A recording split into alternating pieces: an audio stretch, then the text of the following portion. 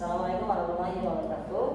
Sebelumnya saya ucapkan terima kasih banyak buat dosen pengantung metodologi penelitian kelas LB, di mana untuk Bapak Apis dan Ibu Alia dan selaku Asdos Asafira. Di sini saya akan mempresentasikan draft proposal tugas akhir saya sebagai tugas besar metodologi penelitian dengan judul pengembangan dan analisis efektivitas modul augmented reality berbasis web dengan menggunakan model EDI untuk meningkatkan pemahaman konsep geometri baik itu bangun ruang sisi lengkung dan bangun ruang sisi datar. Adapun presentasi saya pada hari ini meliputi terkait pendahuluan baik itu latar belakang, rumusan dan tujuan. Selanjutnya ada tinjauan pustaka yang terkait konsep EA dan model EDI.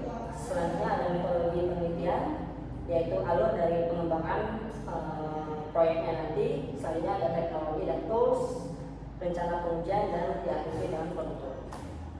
Adapun latar belakang masalah yang saya angkat pada draft proposal tugas akhir ini meliputi dari keresahan yang ada pada siswa dan guru, di mana mereka resah terkait sulitnya memvisualisasi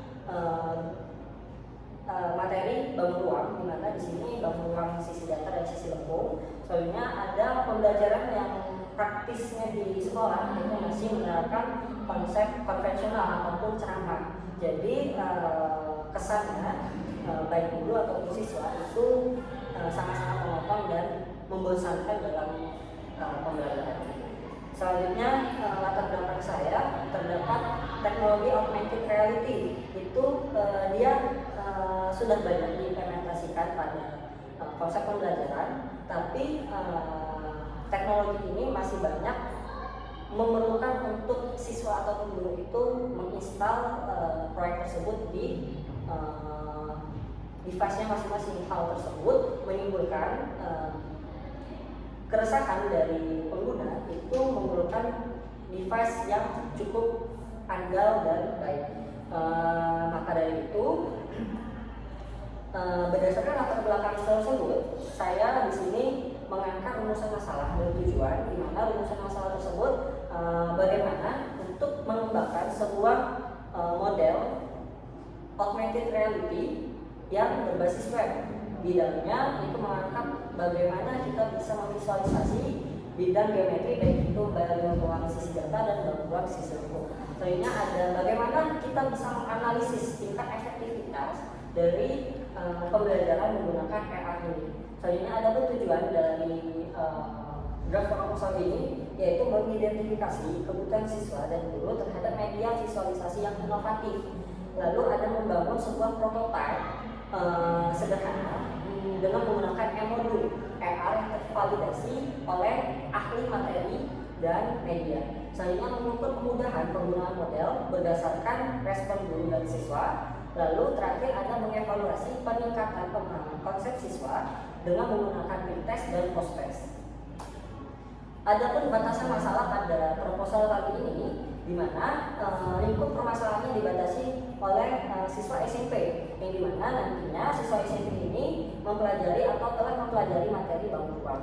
Selanjutnya ada materi pokok dari modul ER itu hanya berfokus pada materi bangun ruang sisi lengkung dan bangun ruang sisi datar sesuai dengan kurikulum yang berlaku pada tahun ini.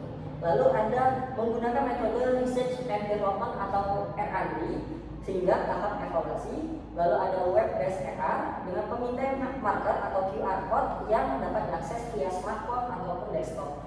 Lalu ada mengukur aspek validitas materi, kepraktisan penggunaan, dan efektivitas pemahaman dari pengguna. Adapun landasan teori yang saya angkat pada proposal kali ini yaitu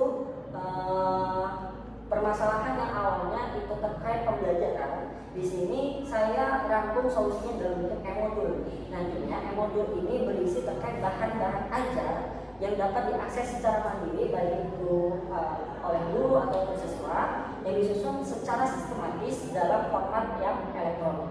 Adapun augmented reality yang nantinya bisa diakses melalui website yang dimana teknologi yang menggabungkan antara benda nyata, antara benda maya 3D ke dalam lingkungan nyata secara real time. Jadi siswa ataupun guru nanti bisa melihat benda maya ataupun 3D tersebut dengan cara melakukan scan QR yang ada pada M-Modul, dan benda maya itu akan dapat timbul secara real time sesuai dengan kondisi ruangan. Adapun web AR di mana ini menjadi landasan teknologinya, landasan dari teknologi AR ataupun M-Modulnya yang berjalan di atas web browser, baik itu Chrome, Firefox, Safari dan lain-lain. Lalu web AR ini akan menggunakan kamera smartphone. Adapun model EDI yang ada di dalam dependensi dari proyek ini, ia merupakan kerangka kerja bagaimana mengembangkan sebuah sistem pembelajaran yang secara sistematis. Metodologi penelitian yang saya bilang kepada sebelumnya menggunakan model EDI, di mana pada model EDI ini terdapat beberapa step by step, di mana pada awal step itu merupakan analisis siswa, kurikulum dan masalah pembelajaran geometri yang dialami pada saat sekarang. Jadi akan diperlukannya analisis lebih mendalam, baik itu ke siswa ataupun guru, untuk memahami apa sih kebutuhan dari mereka. Lalu ada perancangan flowchart yang nantinya itu akan mengetahui bagaimana model ini atau perancangan ini dapat berjalan. Lalu storyboard, desain UX, dan pemodelen objek 3D yang akan lebih berdasarkan kebutuhan dari pengguna dan lebih interaktif nantinya. Lalu ada pembuatan M-Modul atau coding baik itu HTML, CSS ataupun JS dengan mengintegrasikan antara konten AR dan validasi ahli, baik itu media ataupun materi. Lalu ada uji coba produk ke siswa, baik itu dalam kelompok kecil dan besar, karena di sini akan diperlukannya kelompok-kelompok kecil yang nantinya itu dipisahkan sesuai dengan objeknya masing-masing. Selanjutnya ada evaluasi formatif. Adapun evaluasi formatif ini lebih ke tahap revisi tahap per tahapnya. Lalu ada sumatif yang nantinya itu berupa ukuran hasil akhir dari evaluasi formatif. Adapun arsitektur dan tools pengembangan pada proyek kali ini yaitu menggunakan bahasa pemrograman berupa HTML, CSS dan JavaScript.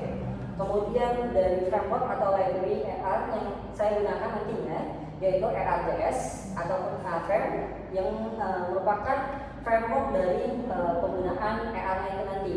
Jadi kenapa saya menggunakan framework ini itu dikarenakan framework ini mendukung sebuah teknologi yang ringan dan kompatibel baik itu di berbagai macam browser. Soalnya ada desain 3D.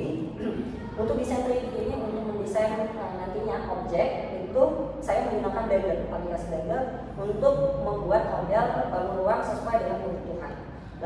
Lalu ada editor. Di sini saya menggunakan editor Code Visual Studio Code untuk memformalisasikan apa yang nantinya hasil dari teknologi.